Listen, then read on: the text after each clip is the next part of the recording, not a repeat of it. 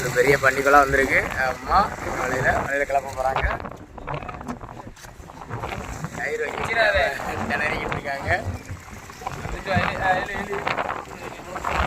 இப்படிதான் கயிறு வைப்பாங்க. குதிச்சு வைக்கிறதுக்கு ஆள் நீச்சல் தெரியாது யாருக்கும்.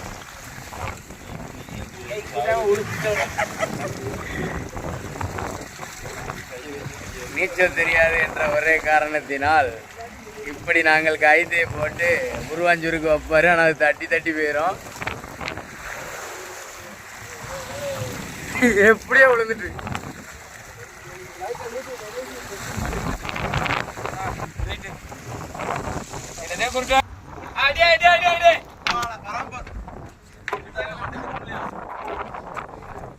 மண்டக்கு பிடிச்சிங்க மாசம் மண்டக்கு பிடிச்சிங்க கிளப்பிட்டாங்க. மீன் மேலே வந்துக்கிட்டு இருக்கு.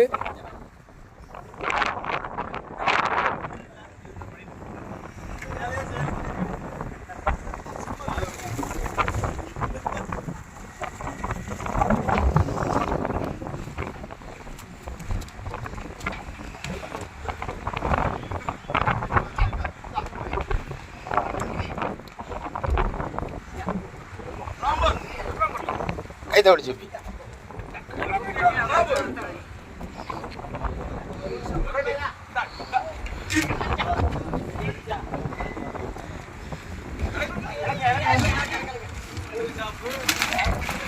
வராது வராது வராது வராது வராது வராது. இப்போ மண்டை பிடிச்சிங்க.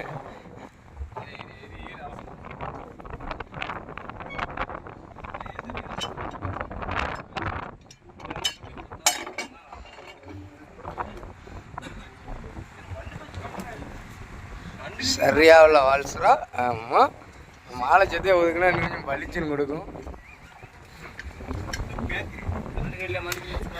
கொம்பை பார்த்துக்கிடுங்க. இந்த மீன் கொம்பு எவ்வளோ பெருசாக இருக்குன்னு.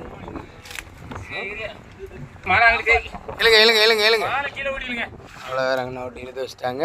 ஆமாம், இதனுடைய கொம்பு நீளத்தை பார்த்துக்கிடுங்க. இந்த கொம்பை வச்சு தான் இது வந்து இறையே திங்கும் இந்த மீன்.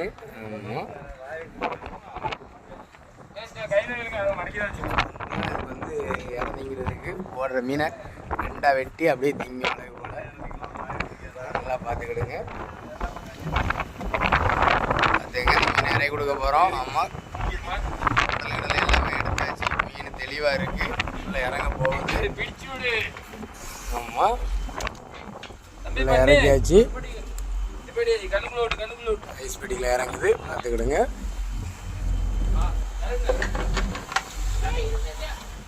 இப்படிதான் ஐஸ் பெட்டியில் இறங்கி உடல் கடலை எல்லாமே தெளிவாக எடுத்துருவோம். பண்ணி இறக்குன 4 கிலோ காட்டியா? நீங்க இறக்குனதே சூப்பரா இறக்குனீங்கல்ல. அங்க 8 கிலோ போய் என்ன அடிக்கணும்? நான் தான் இறக்கிருக்கேன். சரி,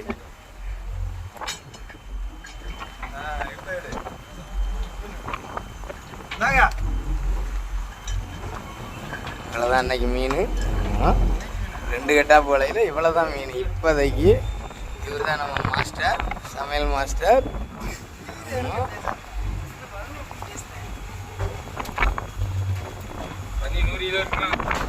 தாராளமாக இருக்கும். 100 கிலோ இருக்கும்.